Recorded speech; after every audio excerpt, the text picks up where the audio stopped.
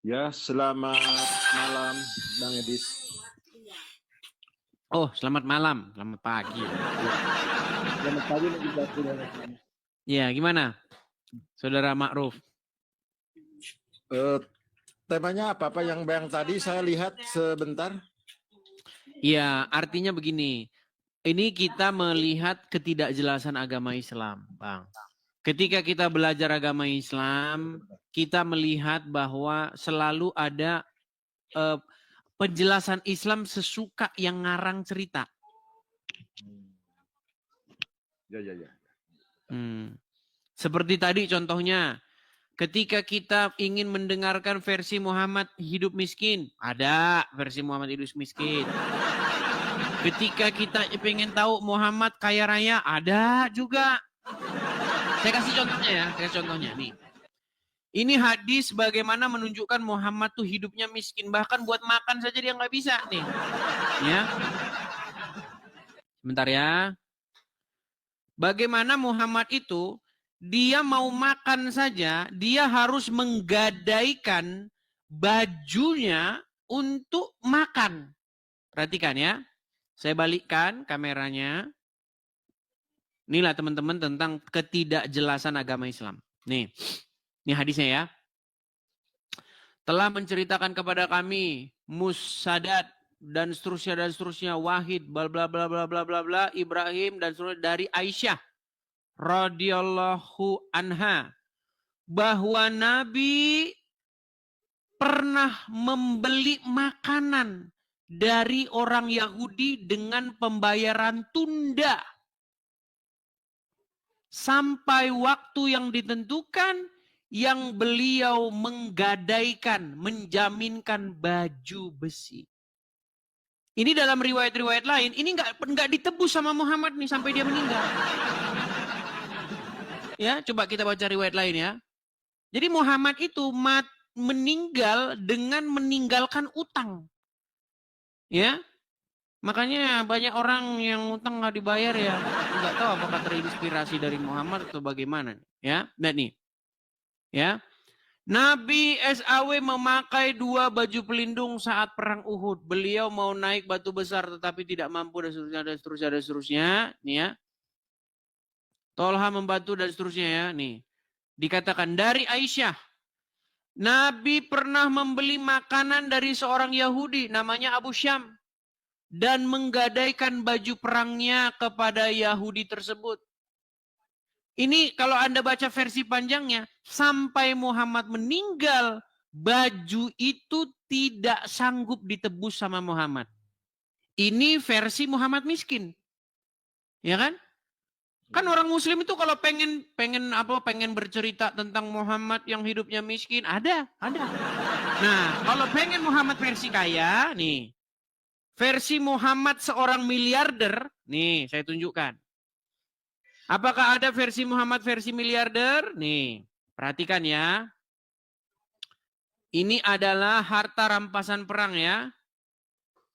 Harta rampasan perang yang didapatkan oleh Muhammad itu berapa miliar? Perhatikan ya. Perhatikan, harta rampasan perang yang didapatkan oleh Muhammad. Nih.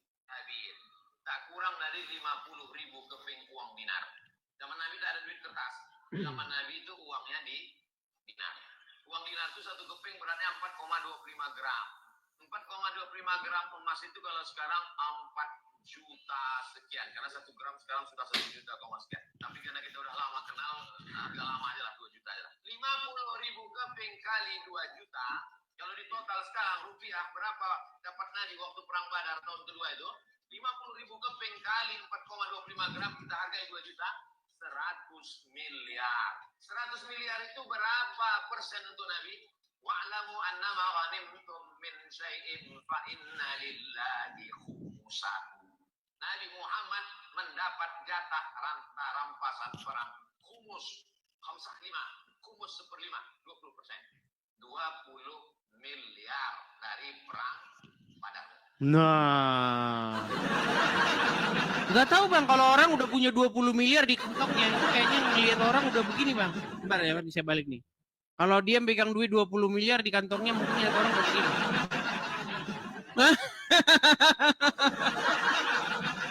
Makanya, Pak. Makanya kalau kita belajar agama Islam, kita akan menemukan versi Muhammad suka-suka yang ngarang cerita itu.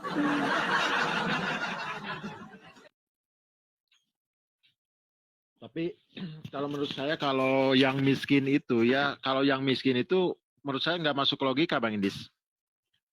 Karena kan Baginda itu istrinya mungkin lebih dari satu ya. Kalau miskin bagaimana membiayai kehidupan sehari-harinya?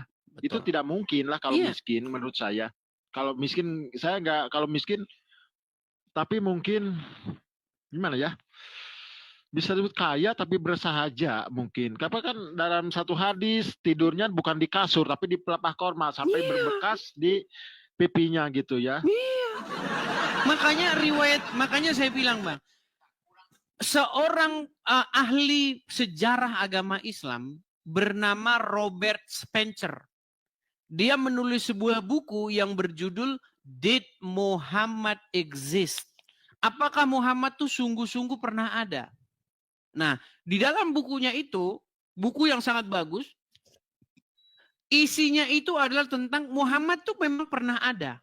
Tetapi sosok Muhammad yang sesungguhnya itu tidaklah seperti sosok Muhammad yang digambarkan oleh orang Islam.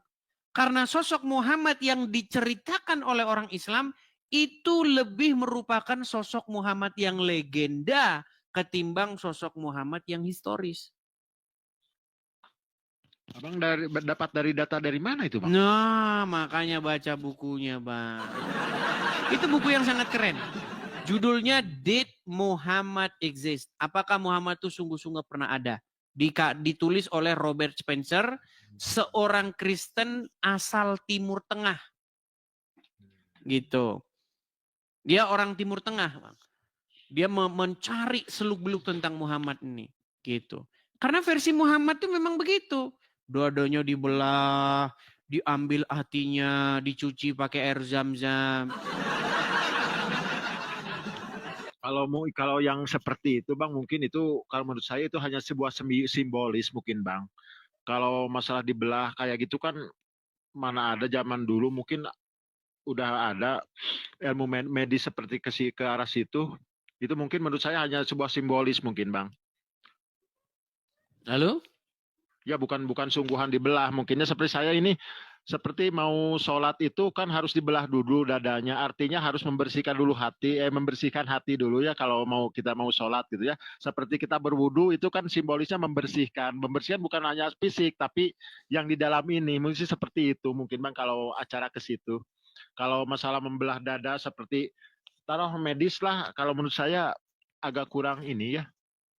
Kalau untuk versi dulu gimana ya? Ceritanya seperti gimana gitu kalau masalah itu kalau menurut saya ke arah simbolis Bang itu maksudnya membersihkan gitu ya, membersihkan hatinya di black gitu kayaknya tak mungkin Bang. Iya, tapi kalau kita membaca hadis-hadisnya bagaimana ada sayangnya saya tidak persiapkan di sini ya. Pernah dengar cerita Abu Bakar atau Umar begitu dia mengancam akan memukul anaknya kalau dia meminta kepada Muhammad. Iya pernah dengar, memang pernah dengar. Iya. Iya pernah. Iya. Bagaimana Umar bin Khattab atau Abu Bakar akan memukul anaknya jika dia meminta nafkah kepada Nabi? Ya, memang sih gimana ya? Banyak versi itu yang satu sisi seperti ini seperti ini bertentangan versi itu. Iya, makanya Abu Bakar Abu Yasakur pernah bilang, setelah dia pelajari agama Islam, dia pelajari buku sirah, dia pelajari kesimpulan yang gak jelas. Iya. Karena kan apalagi kalau masalah hadis ya, sejujurnya kalau masalah hadis memang sih hadis itu banyak versinya ya. Memang banyak versi yang menurut saya versi yang kalau hadis masalah agak ada yang bertentangan juga sih. Masalahnya satu sisi ya saya dilarang untuk berdusta. Memang nggak boleh lah ya. Memang nggak boleh berdusta itu. Walaupun bercanda ya saya udah tahu itu. Tapi satu sisi ya memperbolehkan juga gitu ya. Nah itu kan satu sisi seperti ada pertentangan ya. Ya di satu sisi kita harus saling menyayangi, saling mencintai dengan semua makhluk. Tapi di sisi lain pepetlah, gimana-gimana. Itu menurut saya bertentangan. Menurut saya. Ya, makanya gini, kalau kita baca-baca riwayat-riwayat itu juga bertentangan ya nih. Bagaimana Muhammad kalau diminta nafkah nih, kita baca saja ya, kita baca utuh. Nih, supaya umat muslim mengerti nih ya, teman-teman belajar ya, nih. Ya, kita bacakan. Ini saya ambil riwayatnya ya, di dalam Detik Hikmah, nih ya. Bagaimana saat istri minta uang belanja lebih, beginilah sikap Rasulullah nih. Ya, di dalam ajaran agama Islam nih saya bacakan. Perhatikan ya. Artinya, kaum laki-laki adalah pemimpin bagi kaum wanita. Oleh karena Allah telah melebihkan sebagian dari mereka, maksudnya laki-laki, atas sebagian dari yang lain, maksudnya wanita. Dan karena mereka laki-laki telah menafkahkan sebagian dari harta mereka. Sebab itu maka wanita yang soleh, ia adalah yang taat kepada Allah lagi memelihara diri ketika suaminya tidak ada. Oleh karena Allah dan seterusnya dan seterusnya. Wanita-wanita yang kamu khawatirkan nusyusnya, ini ayat Al-Quran, maka nasihatilah mereka dan pisahkanlah mereka di tempat tidur dan pukullah mereka. Ini ajaran agama Islam nih, mukulin istri, ya kan? Kemudian jika mereka mentaatimu, maka janganlah kamu mencari-cari jalan untuk menyusahkannya. Sesungguhnya Allah Maha Tinggi lagi Maha Besar. Nah, saya bacakan ya. Rasulullah telah mendengar keluhan ini. Bagaimana di sini perhatikan ya. Dikutip dari 111 kisah menakjubkan dalam kehidupan Rasulullah oleh Fuad Abdurrahman ya. Suatu hari semua istri Rasulullah berkumpul dan saling melontarkan keluhan. Ngeluh nih istri-istri Muhammad nih. Ya kan? Mereka merasa tidak mendapatkan nafkah dan perhiasan yang layak. Padahal Muhammad dapat harta rampasan perang 20 miliar. Ini kalau suruh beli emas nih buat segoni. Ya kan? Nah, dalam arti lain mereka meminta nafkah lebih sebagai tambahan uang belanja. Nah, Rasulullah mendengar keluhan ini. Kemudian memberi dua pilihan. Yakni bersabar hidup apa adanya dengan beliau atau hidup mewah tetapi berpisah dari beliau.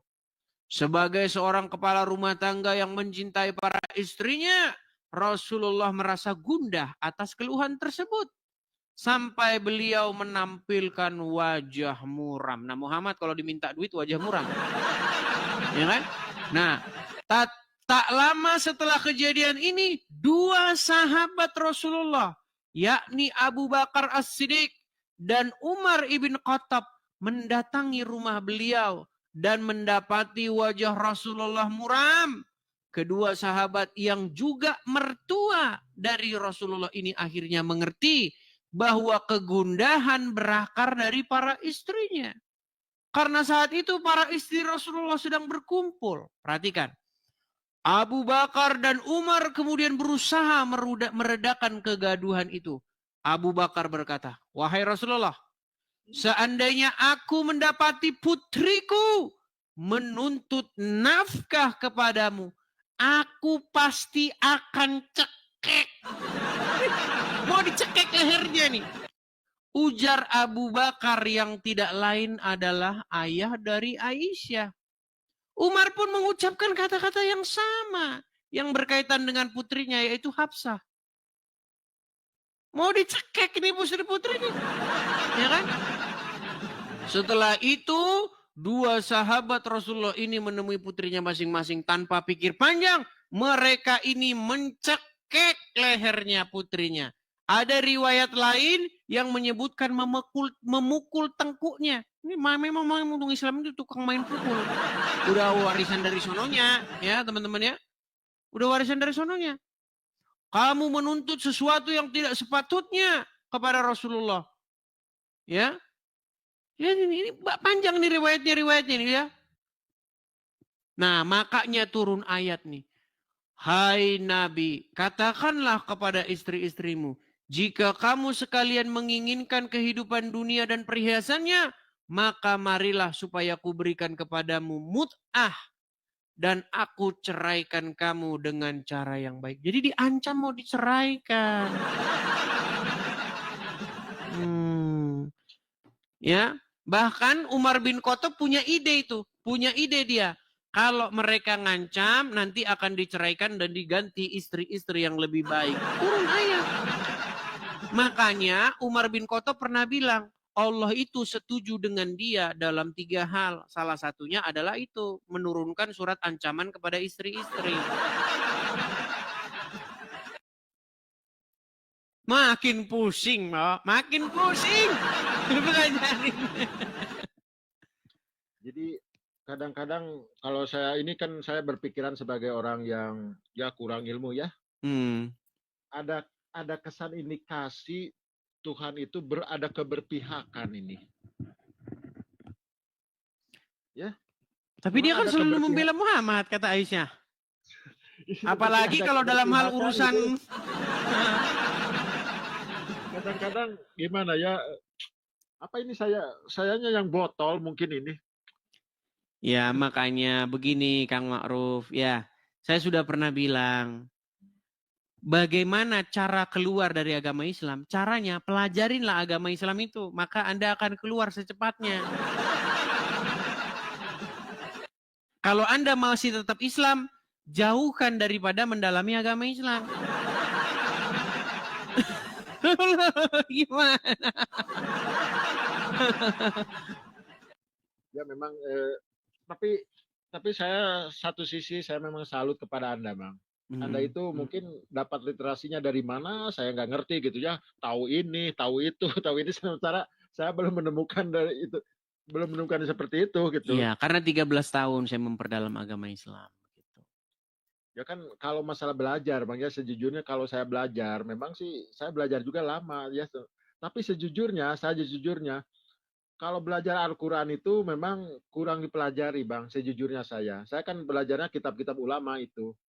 Sejujurnya saya lama memang saya sejujurnya belajar hanya di bidang fikih, hanya banyak di bidang fikih itu, seperti kitab-kitab kuning itu ya yang saya pelajari gitu. Kalau saya dibawa ke masalah Quran ya saya jujur aja tahu, hanya sekedar tahu. Saya kalah lah kalau masalah Quran. Saya juga sebagai muslim mengakui lah saya kurang kalau dalam hal Quran.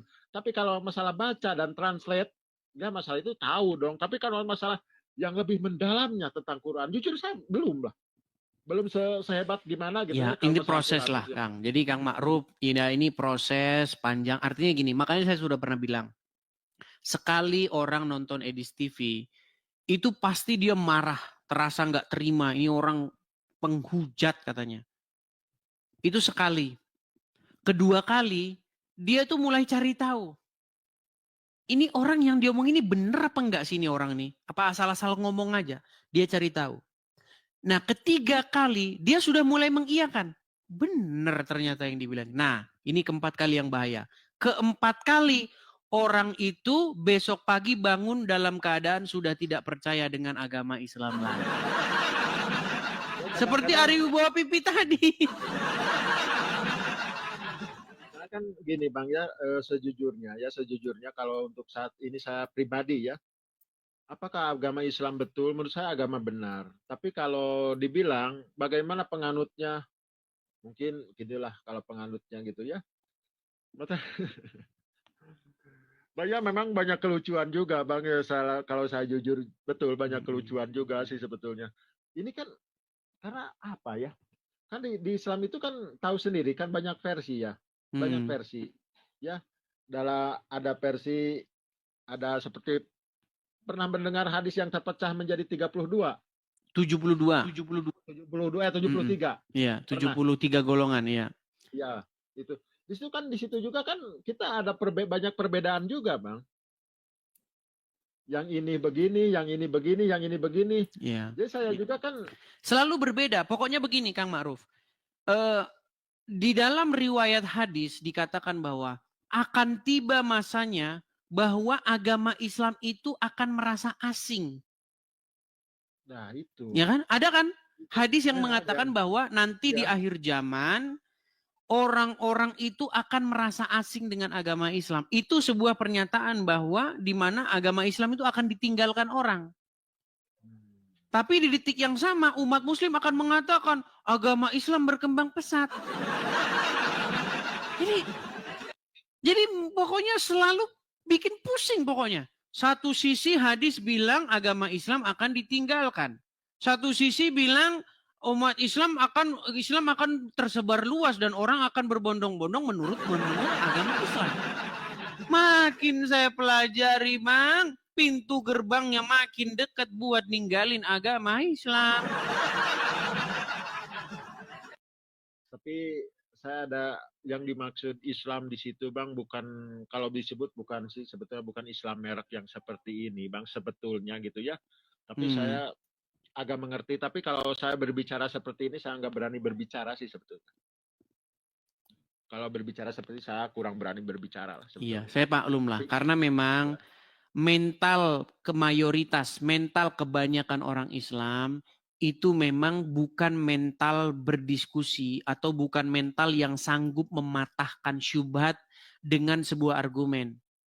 Tetapi mental umat Islam itu adalah mental di mana mereka akan rame-rame berbondong-bondong untuk melakukan pemaksaan ataupun kekerasan.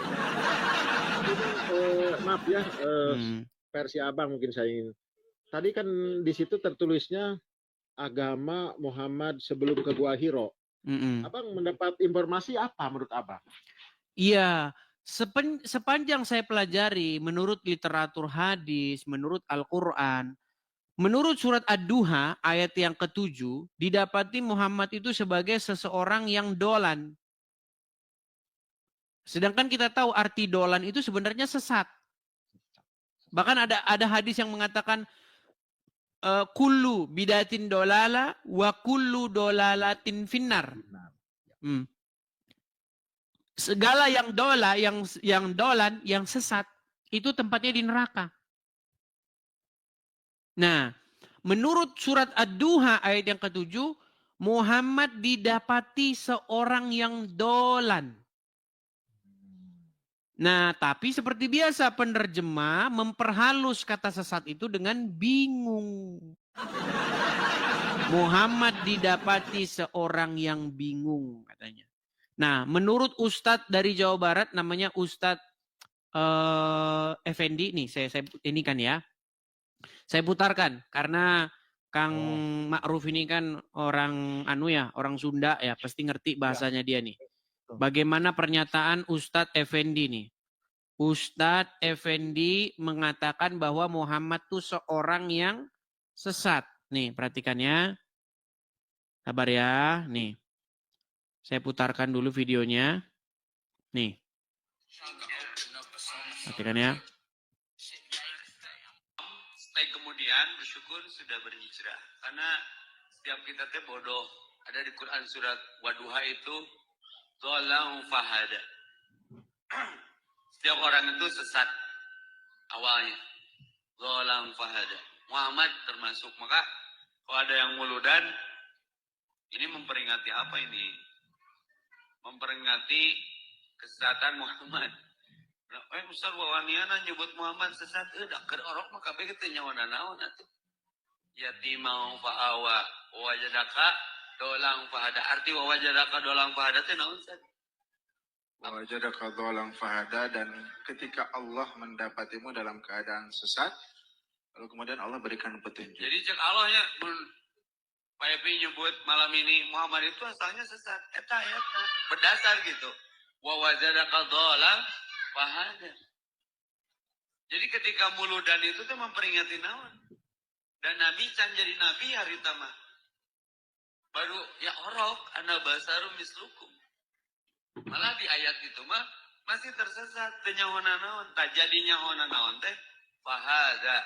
Diberi hidayah. Maka Black Pinter ini saya. Tuh. Itu Ustadz sendiri. Muhammad didapati sebagai seorang yang dolan. Berada di jalan yang dolan. Nah menurut surat Al-Fatihah. Waladolin. Nah, itu katanya akar kata yang sama itu. Dolan, dolin itu akar kata yang sama. Ya, sama. Sesat. Nah, ketika umat muslim ditanya, apa agama Muhammad sebelum ke Gua Hiro, mereka akan latah menjawab, oh muslim. Dari mana? Kalau memang Muhammad sudah muslim, kenapa dikatakan didapati kamu sebagai seorang dolan, bukan seorang muslim? Ayo kita jujur. Gitu loh. Lalu dikatakan Muhammad mendapat petunjuk. Nah, apakah benar Muhammad dapat petunjuk? Nah, itu nanti pokok bahasannya beda. Karena begini, menurut surat Al-Quran, sebentar ya, saya tampilkan dulu temanya ini. Menurut Al-Quran, orang yang beriman dan bertawakal kepada Allah tidak akan bisa dipengaruhi oleh setan. Suratnya apa? Surat An-Nahl ayat 99. Sesungguhnya orang-orang yang beriman dan bertawakal kepada Tuhannya tidak akan mampu dipengaruhi oleh setan. Ayatnya bukan begitu, ayatnya begini. Sesungguhnya setan itu tidak akan mampu mempengaruhi orang yang beriman dan bertawakal kepada Tuhannya. Itu pernyataan tegas daripada Al-Quran. Tapi di dalam riwayat hadis dikatakan Muhammad tersihir. Dia kena sihir. Padahal menurut Al-Quran orang yang beriman tidak akan mampu dipengaruhi setan. Makanya saya bilang Bang, makin dipelajarin agama Islam, makin dekat pintu gerbang untuk meninggalkannya. Ya, kalau masalah kena sihir juga kan kalau secara logika saya pernah mendapatkan satu hadis ya. Ketika baginda Nabi mau sholat ya, Jibril mengatakan, ya Muhammad, di dalam terumpamu ada najis, kotoran mungkin ya. Lalu kan baginda Nabi mencopot sandalnya, ceritanya ya sandalnya. Lalu malaikat sahabat mengikuti, kata Rasul, kenapa dicopot sandal kamu? Ya Rasul juga baginda dicopot. Oh enggak, saya mah ada najis, kalau kamu kan tidak. Siapa yang beritahu? Jibril. Itu kan masalah hal kecil itu ya. Tapi ketika kena sihir, Jibril kemana waktu itu? Nah, itu dia. Ya, Jibril kemana waktu kena sihir? Makanya saya kalau baginda kena sihir, untuk saya ini saat ini saya kurang mempercayai, masih mencari-cari gitu ya. Karena kan dalam hal apapun, ketika kalau nggak salah baginda pernah dikejar ya sama Surokoh, kalau nggak salah mau dibun-bun gitu ya pakai pedang. Lalu dikasih tahu, ya Muhammad, di belakangmu ada bla bla mau gini, siap-siap. Ya, ketika dia mau dekat, kudanya terpleset. Mau dekat, kudanya terpleset. Tapi di situ. Tapi ketika kena sihir, kenapa? Kemana itu Jibril itu? Saya jujur aja bertanya-tanya seperti itu dalam hal sihir itu. Makanya saya untuk saat ini, apa benar?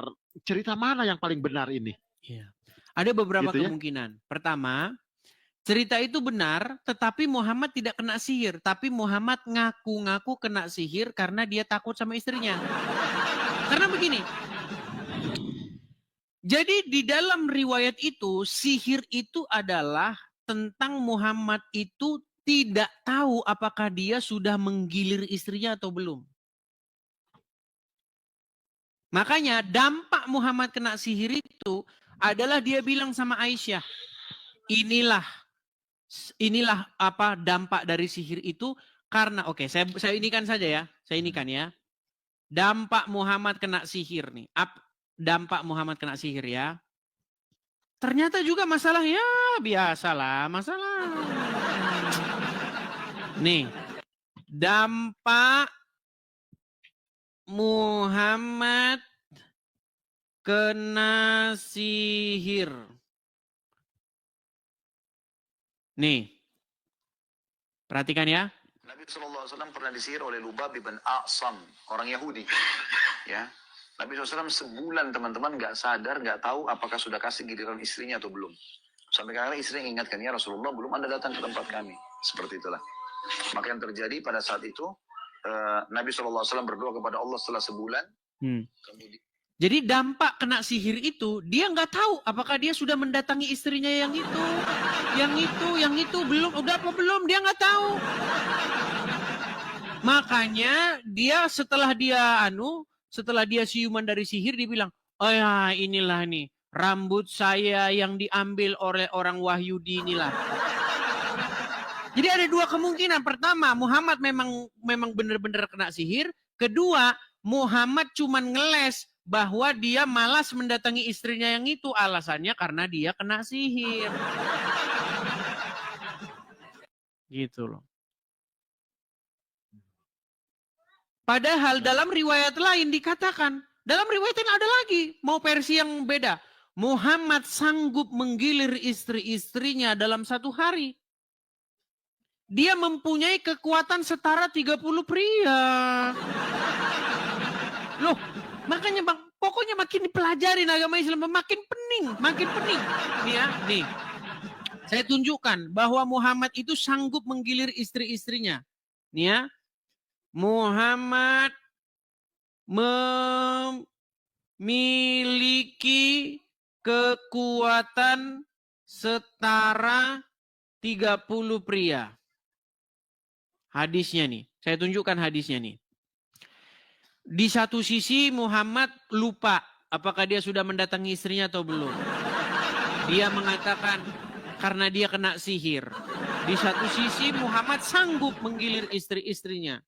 Makanya saya sudah pernah bilang, seandainya ada obat kuat, maka bikinlah merek. Aduh, nanti saya kena penistaan agama. Nih ya, perhatikan ya nih. Sahih Bukhari nomor 260. Rasulullah menggilir 11 istrinya dengan kekuatan SEX. Rasulullah setara 30 laki-laki. Nih, hadisnya ada. Sahih Bukhari 260. 11 istri Nabi dan kekuatan seks 30 laki-laki nih. Sahih Bukhari telah menceritakan kepada kami Muhammad bin Bashar berkata telah menceritakan bla bla bla bla bla dari bapakku, dari seterusnya. Adalah Nabi SAW mendatangi istrinya pada waktu yang sama. Didatangi di waktu yang sama. Ya. Di malam hari atau di siang hari. Didatangi di saat yang bersama. Maksudnya didatangi itu disetubuhi, bos. Disetubuhi di detik yang sama maksudnya. Ya, di hari yang sama, di waktu yang sama. Mau di malam hari atau di siang hari. Saat itu jumlah istri-istri beliau 11 orang. Aku bertanya kepada Anas bin Malik radhiyallahu anhu, apakah beliau mampu? Jawabnya, beliau diberikan kekuatan setara 30 laki-laki. Wah. Ya kan? Berkata Sa'id dari Qatadah bahwa Anas radhiyallahu anhu menerangkan kepada mereka bahwa jumlah istri beliau alaihi salam saat itu 9 orang. Ada yang bilang 9, ada yang bilang 11. Makanya ketika saya berdiskusi kepada Rashid, nanti kalau saya mengeluarkan statement ini nanti banyak yang arah nih. Rashid pernah berdiskusi dengan saya, nih perhatikan ya, sabar ya. Ini pernyataan Rashid nih. Nih, apa yang Rashid katakan? Rashid pernah diskusi dengan saya dan dia pernah saya tanyai tentang kekuatan Muhammad. Sabar ya, nih. Nih diskusi saya dengan seorang pendebat muslim namanya Ar-Rashid nih. Nih ya. Nih saya putarkan, semoga kedengeran ya Kang ya nih. Nih. Betul nggak kamu mengiyakan bahwa nabimu raja seks? Oke. Mengiyakan kan? Mengiyakan kan? Begini. Sebentar, narasimu begini. Saya susah ini sudah. Mumpung belum banyak yang menonton kamu. Kamu akui nggak bahwa nabimu seorang raja seks? Satu. Saya sudah mengakui kemarin kan? Mantap. Ini loh. Sudah diakui. Diakui oleh seorang pendebat Islam. Bagaimana lagi? Bagaimana lagi? Ini pendebat loh, pendebat yang sudah ngeyel-ngeyelan. Sudah mengakui bahwa Muhammad seorang raja dan ada video lanjutannya. Saya bilang, gimana kalau nabimu ditempel di obat kuat? Ah, cuman bagian itu tidak saya masukkan. Takutnya nanti dibilang penistaan agama. Karena ada dasarnya. Gitu loh. Gimana kira-kira kalau kalian mengeluarkan obat kuat merek? Nanti kalau saya teruskan nanti penistaan agama. Begitu. Tapi, aduh, gimana ya? Saya kan Berat masalah- ya? masalah itu. Berat. Kalau itu kan, aduh, gimana ya? Dibantah Masa nggak sih, bisa, dimasukin penjara aja dah. Gitu. Caranya kan begitu. Kalau bantah nggak bisa, bisanya memenjarakan orang. Gitu. Kalau bantah nggak bakal bisa kan? Karena kan gimana ya, masalah memang sih sejujurnya masalah hadis itu kadang-kadang saya juga percaya nggak percaya gitu. Apakah betul sampai segitunya gitulah masalah gitu? Perasaan saya belum percaya, Bang. Nah, ini Belum percaya, bagus nih. iya. Kalau Anda mau berpikir begitu nih bagus. Gini, Kang. Belum Masa percaya. iya sih Muhammad membongkar-bongkar urusan ranjangnya, mengumbar-ngumbar urusan ranjangnya kepada teman-temannya? Ya, Coba. ya, Dari mana itu, Bang. Anas bin Malik tahu kalau Muhammad menggilir istri-istrinya di hari yang sama? Ya, justru itu kan Iya. kadang-kadang Masa iya Memang- Muhammad sesama pria ngomongannya obrolannya kayak begitu? sedangkan gini, Bang, dalam satu hadis ketika kita begitu terus kita bercerita pagi harinya itu sudah termasuk Iya. dosa juga, Bang. Ada hadis yang bilang begitu. Mungkin Janganlah beritahu kan? kamu bercerita hal-hal yang bersifat pribadi kan gitu. Iya betul, iya betul. Karena kan kalau menurut saya gini, Bang, maaf ya, kalau menurut saya satu hadis itu kalau seperti apa pesan moralnya gitu untuk saya pribadi kalau gini pesan moralnya apa? Saya nggak masuk. Nah, jadi gini Bang, ini yang pernah saya bilang, gini, sebenarnya ya teman-teman muslim ya, bukan saya itu benci kepada kalian. Ketika saya pelajari agama Islam, justru saya ingin memberikan pesan kepada kalian karena saya itu peduli dengan kalian. Al-Quran memerintahkan apa? Apa yang diperintahkan Al-Quran? Wahai kaum muslimin, ketahuilah bahwa ada kitab-kitab yang terdahulu namanya Taurat dan Injil yang di dalamnya terdapat petunjuk dan cahaya. Quran bilang bahwa ada petunjuk dan cahaya di dalam kitab-kitab sebelumnya, yaitu kitab Taurat dan kitab Injil. Tapi karena umat muslim baca Quran bukan baca terjemahannya, dibaca Arabnya, akhirnya orang Islam tidak melihat keberadaan ayat itu. Akhirnya apa? Di rumah orang Islam dipenuhi kitab-kitab yang barusan tadi kita bacakan. Muhammad sanggup menggilir istri-istrinya. Kekuatan seksual setara 30 pria. Akibat apa? Akibat umat muslim tidak menaruh Injil dan Taurat di dalam rumahnya. Makanya saya rindu ketika saya berkunjung ke rumah-rumah muslim, saya rindu ada kitab Taurat dan ada Injil di rumah yang dibacanya. Tapi gak ada kitab Injil dan Taurat di rumah seorang muslim. Yang ada kitab itu tadi, Tamasyaqul Surga. Di mana burung-burung pria akan berdiri 70 tahun lamanya. Itu Tapi, yang dibaca orang Islam sekarang. Mereka Bang, tidak menurut- membaca Taurat, mereka tidak membaca Injil. Tapi menurut Abang kalau sekarang yang disebut kitab Taurat, Injil, Zabur itu yang mana? Ya pastilah yang kami baca ini. Mau yang mana lagi? Coba di dalam Injil dikatakan. Coba buka Injil itu. Yang kami baca sekarang. Apa kata Yesus? Pada hari berbangkit, manusia itu hidup seperti malaikat di sorga. tidak kawin dan dikawinkan, melainkan hidup seperti malaikat di surga. Beda dengan ajaran orang Islam. Kalau dalam ajaran agama Islam bahkan diberi gadis-gadis yang berpayudara besar. Ya kan? Saya bahas itu gimana, dilema Bang untuk Iya. saya. Satu sisi kalau saya tidak mengimani itu, saya jatuhnya murtad. Tapi dalam hati saya, ya ini dalam hati saya, ketika saya udah meninggal dunia, apakah masih ada nafsu itu? Iya. Karena itu kan kita kan bukan jasad yang ini lagi kan.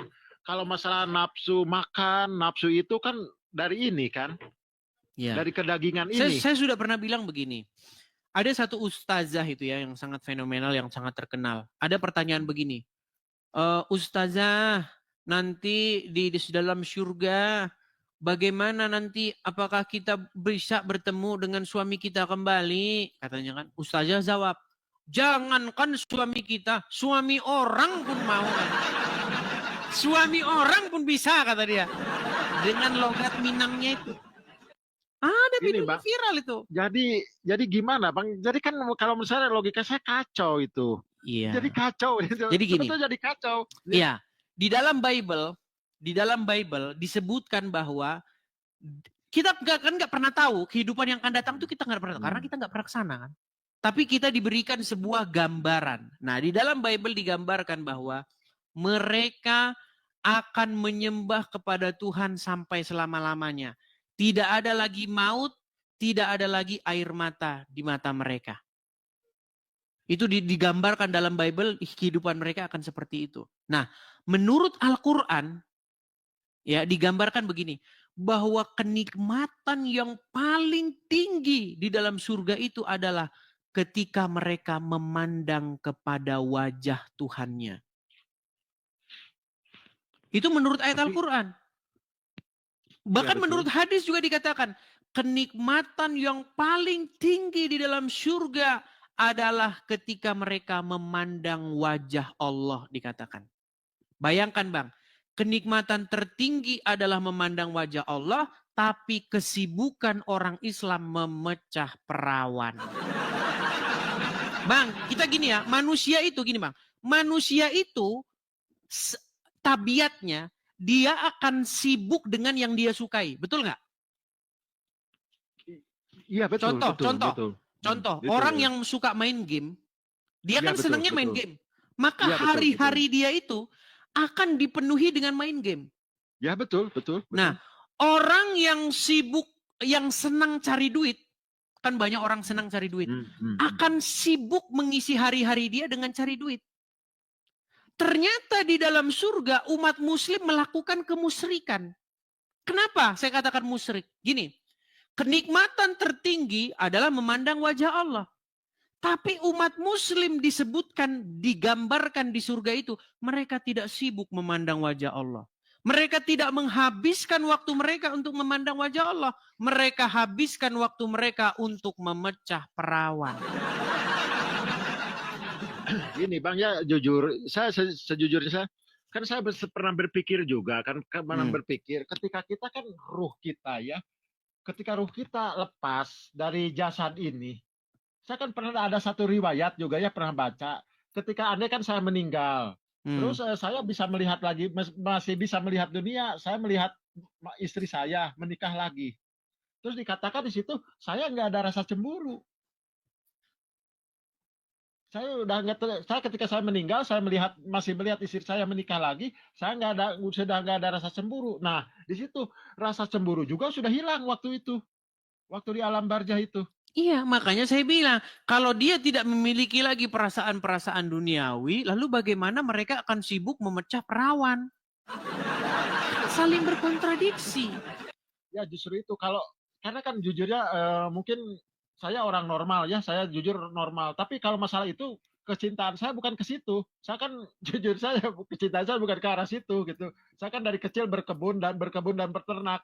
Saya paling cinta ke arah situ. Jujur aja saya menghabiskan waktu di situ justru. Iya, makanya saya bilang Bang, seseorang akan menghabiskan atau mengisi hari-harinya atau mengisi waktunya dengan kegiatan-kegiatan yang dia suka. Ketika dia menghabiskan kegiatan yang dia tidak suka, maka orang itu berada di dalam kesengsaraan. Contoh, saya kasih contoh. Apa yang paling orang nggak suka? Nunggu, bener nggak? Iya, betul. Misalnya betul, nunggu betul. bis nggak datang-datang. Ya. Bayangkan kalau seseorang menghabiskan waktu, menghabiskan kegiatan yang dia tidak suka, maka orang itu berada dalam penderitaan. Nah, ternyata umat muslim itu tidak suka memandang wajah Allah. Padahal itu adalah kenikmatan tertinggi. Ya, memang itu yang saya tahu. Karena digambarkan di dalam surganya orang Islam, mereka sibuk memecah perawan. Bukan sibuk memandang wajah Allah. Mereka tidak mencari kenikmatan yang tertinggi. Mereka mencari kenikmatan seksual. Makanya saya bilang di dalam surga pun umat muslim masih musyrik. Soalnya kan apa ya, kalau saya nggak berani bicaranya. Berat, saudara. Bahkan kalau masalah bahas itu, memang saya pernah sih bahas itu waktu itu di salah satu room. Ya, saya kena sekak sama kedua belah pihak. Saya membahas masalah itu, kata saudara saya. Aduh, macet. Jangan udah kena pelanggaran lagi nih, teman. Iya, Bang Ma'ruf macet, Bang Ma'ruf. Ya, Bang Ma'ruf macet, teman-teman.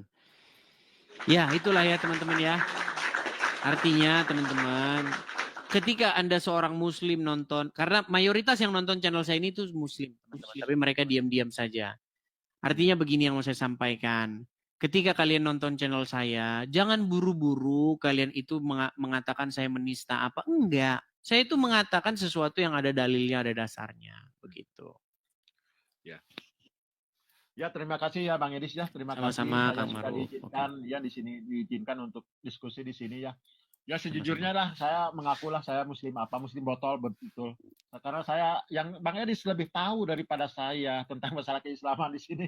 Oke. Ya, saya terima kasih ya. Terima Oke, kasih, Bang sama-sama Edis. Kang Sehat Ma'ruf. selalu ya untuk semuanya. Saya izin Oke, turun ya. selamat malam. Selamat malam. Selamat malam. Oke, teman-teman ya.